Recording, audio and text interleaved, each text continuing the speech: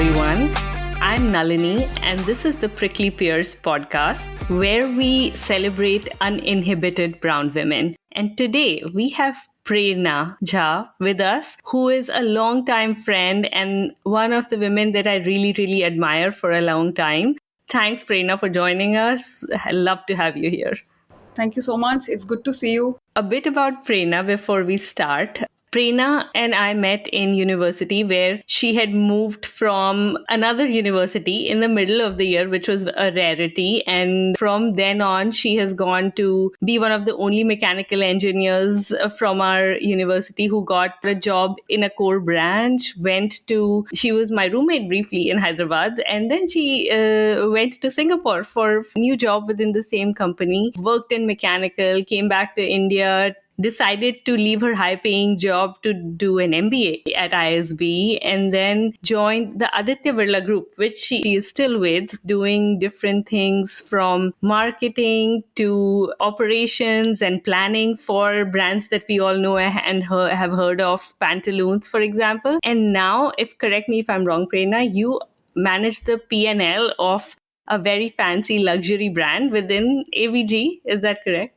Yeah, so now I've recently joined as the head of ops for the Collective, which is the luxury side of ABFRL. Polo Ralph Lauren, Ted Baker, Hackett India, all the Indian business of these brands. Oh, wow. That sounds fancy. But what today we are going to talk to Prerna about is what her mother said. So, Prerna, tell us, just like all of us brown women, we are all troubled and inspired by our moms at the same time. So, tell me, what did your mother say? So, like any other Indian women, and not just Indian, so I come from Bihar. So, like any other Bihari women, my mother had a lot of things to say. They say a lot of that's how love is complex. They love you so much that sometimes they are so protective and so scared of you. It's slightly different growing up as a female child. Like while they want to, they don't trust that the world is safe enough for you. So in terms of just regular things like come back on time, or if you're late, call us. I could see from the very beginning that the rules, not, I won't call it rules. Rules is a slightly negative term. But the level of anxiety they had about my safety versus my brother's safety was very different, which ended up defining a lot of freedom that I had versus my brother had. So there was a lot of that growing up. And when you decided to do engineering, and that too in mechanical, what were their reaction? Yeah, mechanical is a very unorthodox choice for a female. Although the gender ratio in our college was okay, but I have learned in the last 10 years that I've worked that it was a one-off case. Usually people have one or two women in mechanical engineering. For our listeners, can you please tell me what are you saying was okay? Okay compared to other branches. Like when I tell people ki 6 ladkiyan thi in a batch of 60, they go, wow, you were 6. You guys were already 6.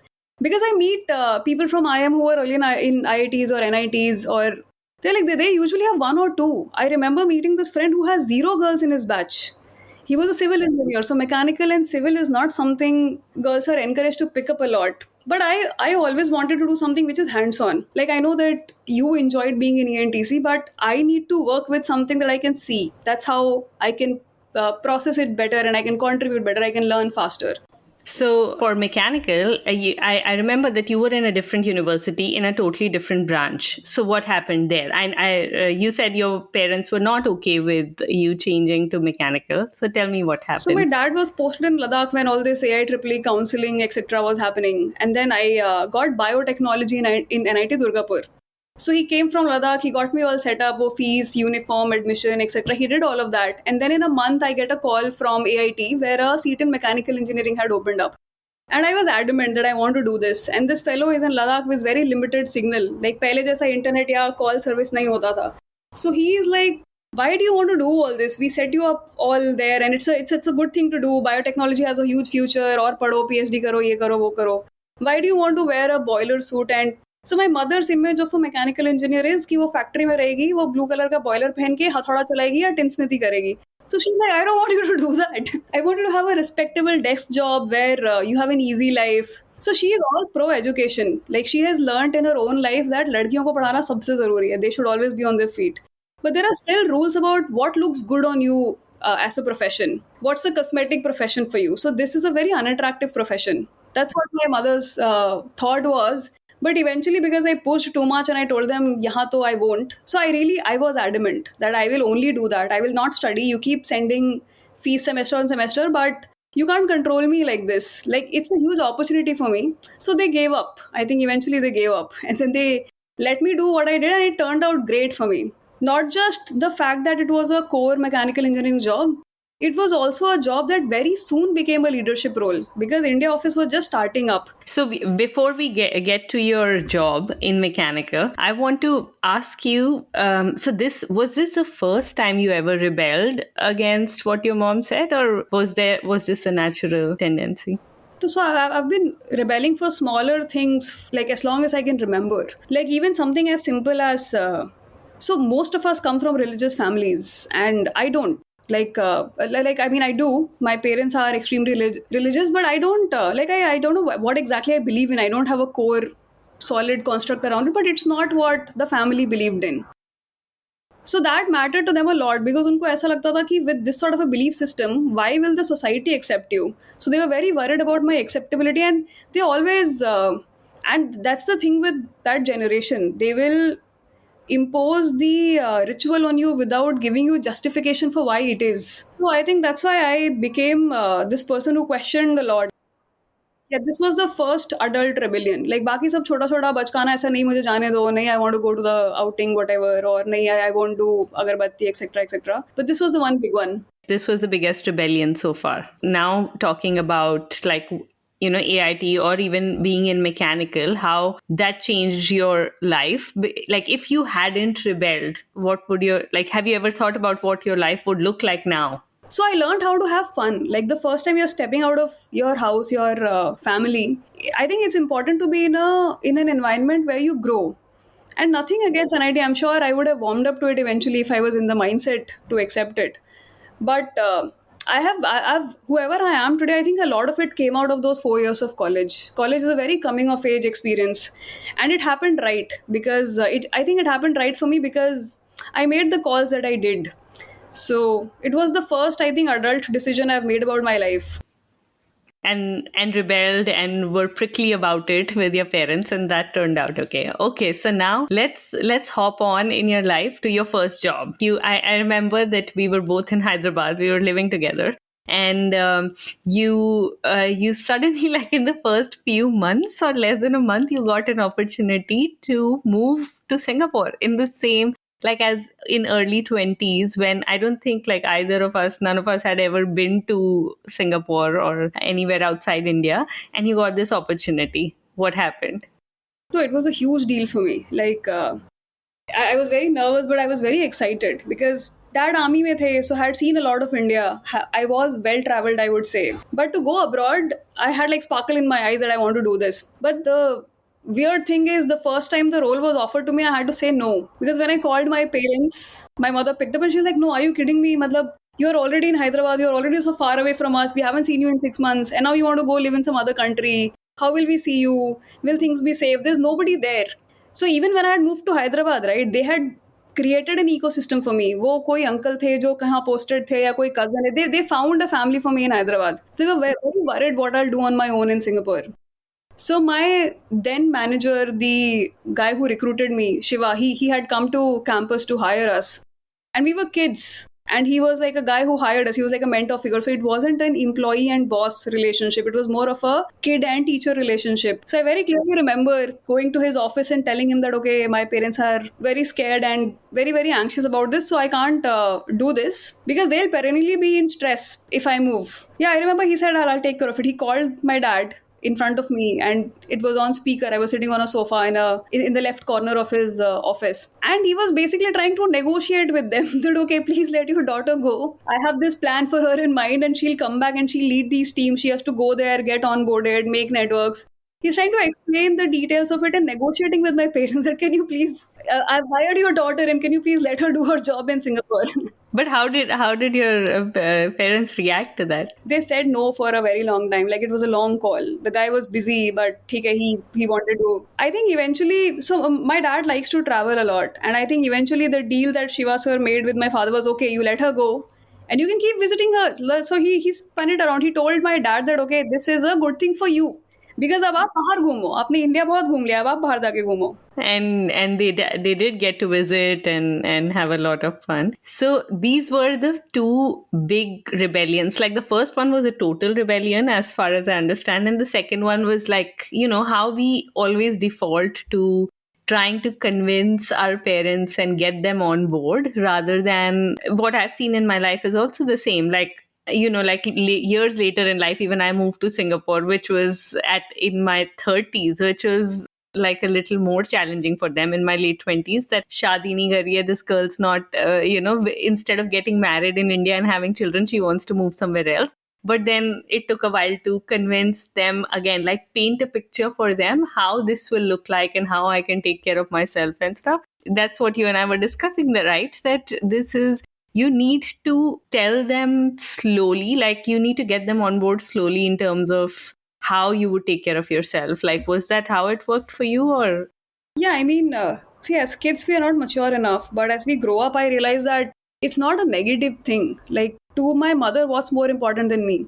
So, all of this comes from a place of only care and fear. Like, she knows how vulnerable I can get, which is the case with all of us. Like, our mothers want us to have great lives. They wish for a world where we will all be safe. But that doesn't turn out to be the case. And she has been a kid herself. She has been a teen herself. She has experienced the fears that she now thinks I might experience. So once you understand that as a kid, you know that you have to win their trust. You have to show that, okay, I am an adult. I can take care of myself. So, like when I go to college, I mean, I wanted to have fun, I had fun. But if I do things that are unsafe for me, and if, let's say, the principal or the HOD calls my parents, I lose that trust because they feel like this kid is not going to be okay on her own. She'll only be in trouble and something will happen to her. So once you realize these things, you act in a responsible manner. You do what you want to do, but you do it responsibly so that you live your life without, I don't know, putting your parents through a lot of stress.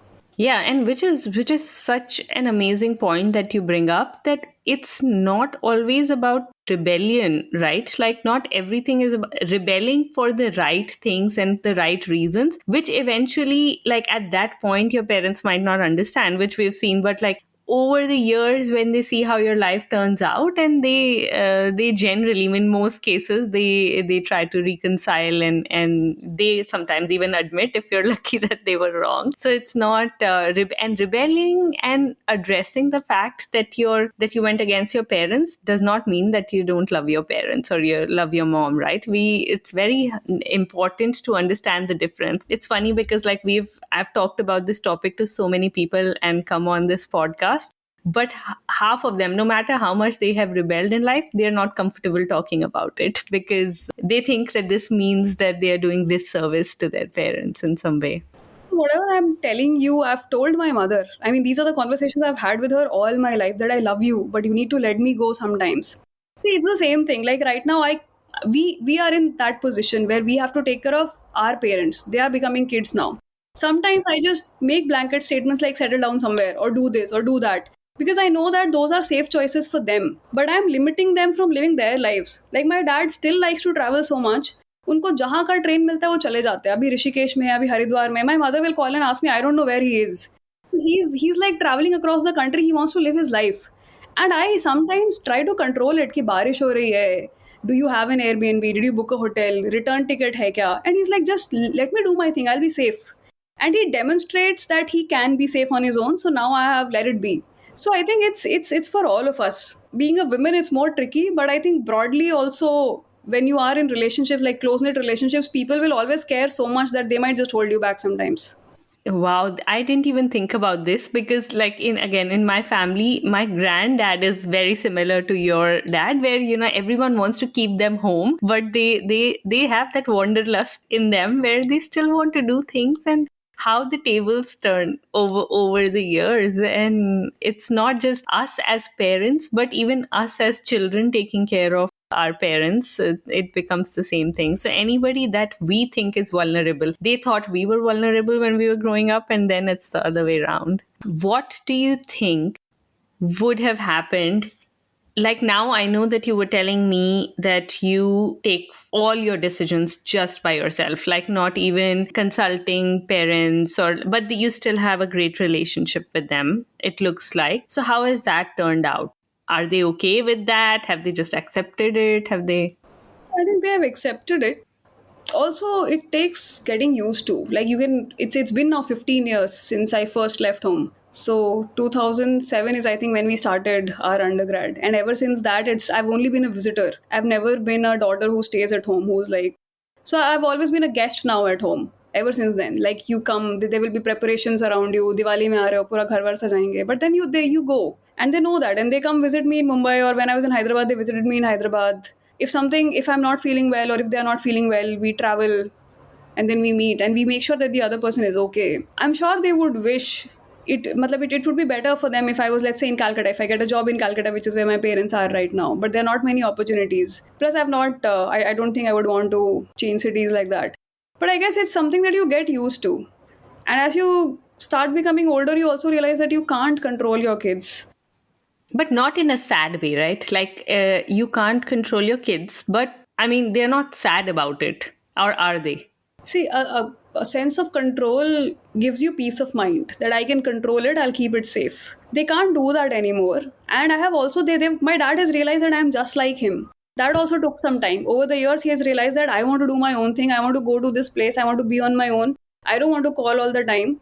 So, dhire dhire, they realize that their parents, their children are becoming them at some stage. So I guess it comes a full circle that way. Like they learn, I learn, and eventually we all accept it now. And you mentioned, I mean, I know that you have a younger brother. So how were things different for him? Things were different from him earlier. He had much more freedom than I did because उसको कुछ होगा नहीं वो बाहर जाएगा तो. But वो जो मैं बोल रही थी ना, that you have to demonstrate trust and you have to demonstrate that you can take good calls. I think I took better calls than he did. So now he has more restrictions. People still ask him कि ये करो वो करो टोकते हैं उसका, but मुझे नहीं टोकते हैं. So I wouldn't say it was a gender thing to begin with, but then it was like, okay, she can take care of herself, so let her be. And my brother is still the child of the house. Like he's adored by everyone. He still, I mean, they still have a lot of interference in each other's life. But you were able to get away. And did extended family play a part at all in this? Because I'm also from Bihar, so I know that the people around and the society like that plays such a big part, and it plays a big part everywhere. But in Bihar, especially, like it can get to a very irritating point as well. So it definitely plays a huge role. Like a lot of times parents worry about your social acceptability. Like if you become a mechanical engineer, लोग क्या सोचेंगे, अच्छा लड़की तो boiler पहन के factory में रहती होगी या नाइट शिफ्ट्स होते होंगे. So of course society and extended family played a huge role. I've had a mixed bunch of relatives. Like there are some who will come and feed all these fears into my mother's ears कि आप ये ऐसा करने देते हो, आपको पता है वो ऐसा करने दे रहे थे और उनकी बेटी भाग गई, या उनकी बेटी को कुछ हो गया, या वो अमेरिका चली गई फिर 10 साल से वापस नहीं आई. So there are those relatives who do that, who just tell them that your kids will abandon them if you let them become too independent. And the fear of abandonment is real. Like now that I am somewhere in midlife, I wonder about who will take care of me when I get old. So I am sure वो fear एक होता है. But I guess I had some relatives that were very, very supportive. When I was growing up, जब भी dad का field posting होता था, I used to stay with my nana nani. He was, I don't know, like he was a science teacher who would give tuitions. He even started an NGO of his own where it's like an orphanage where a lot of kids are given an opportunity at life. So he was a very huge, he played a huge role in my life that way. A lot of the thoughts I have come from him. And a lot of times when I was at odds with my mother, my Nanaji has actually interfered. That don't you wish I had let you do this? Don't you wish I had let you go to that college? How can you say this to her? So I've been very lucky in terms of some relatives that way. And he has his learnings, like he regrets it. Because the world was very different when my mother was a kid, and she talks about it.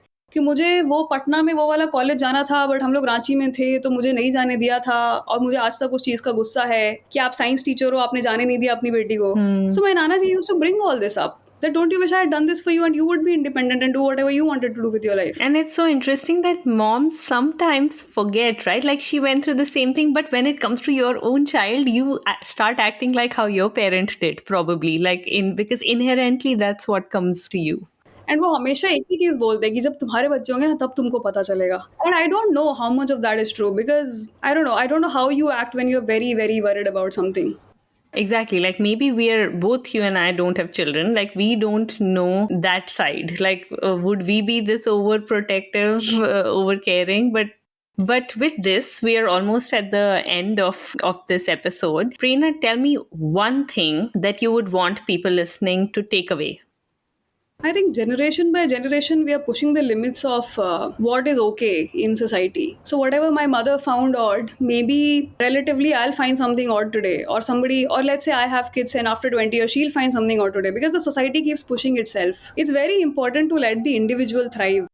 You as an individual should know what's important to you. It's very People are also very gullible and impressionable at that age. So as parents, we hold huge responsibility to give our kids exposure to a lot of different thought processes instead of just being protective, so that they can make the right calls for themselves. Otherwise, it's very I'm not saying all freedom is good. A lot of times people get lost in freedom if it overwhelms them, if they're not prepared for it. So, as an individual, we should really invest in getting to know ourselves better. And as parents, we should really enable our kids, give them the tools to figure out lives themselves instead of telling them this is right, this is wrong. And it's the frame of reference will keep changing, but the problems will be the same. It's very relatable. I think it's relatable for everyone because we will be, maybe 20, 30, 50 years later, someone else is doing such a podcast and then the things we talk about today are obsolete. But thank you so much for joining us today, Prerna. I think they were really amazing words of wisdom, and I think we have both come so far from being the prickly young 17, 18 year olds that we were when we met, where like coloring your hair was the only rebellion we could think of. I know that you do it still. I see photos with like blue and red hair every other time on Instagram. But but that's the only rebellion we knew, to coming so far and living lives the way we want. I think cheers to the next 15, 20 years at least. Cheers, and thanks for being with us.